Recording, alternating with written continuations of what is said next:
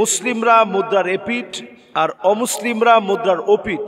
একই মুদ্রা এপিঠ এবং ওপিঠ। এ জাতীয় কথা ইসলামের দৃষ্টিতে জায়েজ আছে কিনা? অমুসলিমদেরকে খুশি করার জন্য এই জাতীয় কথা বলা সম্পূর্ণরূপে হারাম। নবী সাল্লাল্লাহু আলাইহি সাল্লামের পরবর্তী সময়ে খোলাফায়ে রাশিদিনদের মধ্য থেকে ওমর ফারুক রাদিয়াল্লাহু তাআলা আনহুর সময়ে সবচেয়ে বেশি ইসলাম এবং মুসলমানদের বিজয় সবচেয়ে বেশি অর্জিত হয়েছে। তাই বলে একটা জায়গাতেও অমুসলিমদের সাথে মুসলমানদেরকে মিশিয়ে ফেলার সাংস্কৃতিক যে আগ্রাসন, এই আগ্রাসন বাস্তবায়ন হতে দেওয়া হয়নি। ওমর রাদিয়াল্লাহু তাআলা আনহু রাষ্ট্রীয় সফরে গিয়েছেন। জেরুজালেমে রাষ্ট্রীয় সফরে গিয়ে সেই জায়গায় ওনার খাওয়ার সময় একটা লোকমা পড়ে গেছে। সেখানে উপস্থিত সাহাবী বলছিলেন, খলিফাতুল মুসলিমিন, আজকে অন্তত আপনি পড়ে যাওয়া লোকমাটা আপনি উঠিয়ে খাবেন না। ওমর রাদিয়াল্লাহু তাআলা আনহুর চেহারা লাল হয়ে গেছে।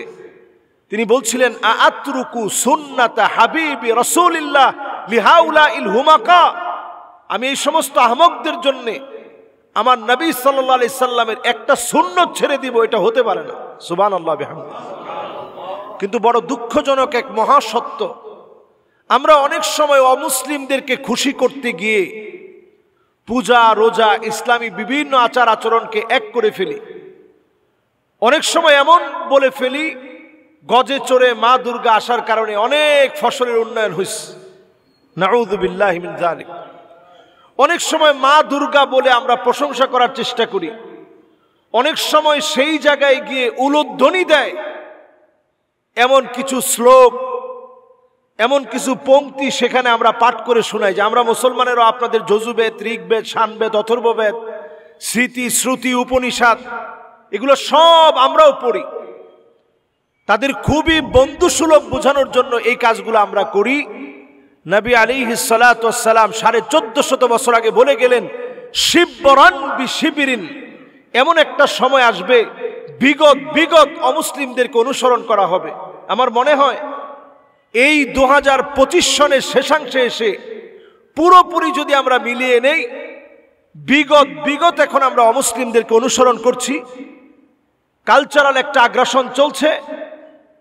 রাজনৈতিক ক্ষমতার মসনদে বসার জন্য যে অপচেষ্টা চলছে, এই অপচেষ্টার প্রেক্ষাপট হিসাবে আমরা বিভিন্নভাবে অমুসলিমদেরকে খুশি করতে চাই। আল্লাহর হস্তে কথা বলি, পরিষ্কারভাবে তওবা করেন। দুই ধর্মকে একত্রিত করার কোনো সুযোগ নেই। আপনি অমুসলিমদেরকে ভালোবাসবেন, তারাও দেশের নাগরিক সব সুবিধা পাবে।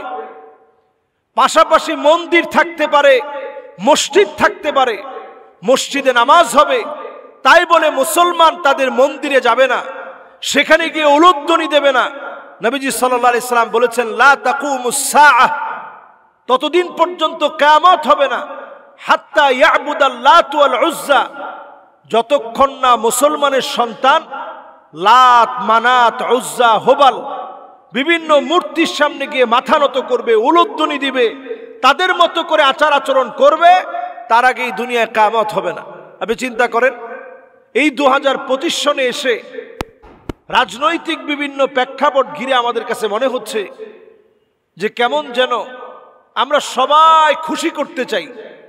আল্লাহকে খুশি করা বাদ দিয়ে মূর্তির সামনে গিয়ে কেমন যেন তাদেরকে খুশি করতে চাই। এজন্য আল্লাহ তাআলা আমাদের কাছ থেকে ইজ্জতের পথ উঠায় নেন। এজন্য আমাদের খুব সতর্ক হওয়া দরকার। এই সময়টা নবীজির হাদিসটা পরিষ্কার, হাত্তা ইয়াবুদাল লাত ওয়াল উজ্জা, লাত, মানাত, উজ্জা, হুবাল বিভিন্ন মূর্তির পূজা শুরু হবে। মুসলমানের ছেলেরা মূর্তি পূজা করবে। আল্লাহর কাছে আমরা পানাহ চাই, এই জাতীয় কথা যারা যেভাবে বলে ফেলেছে এবং যেভাবে এই আচার আচরণগুলো করে ফেলেছে, এই আচার আচরণগুলো থেকে আল্লাহ তাআলা তওবা করে আমাদেরকে ফিরে আসার তৌফিক দান করেন। পড়েন আমিন।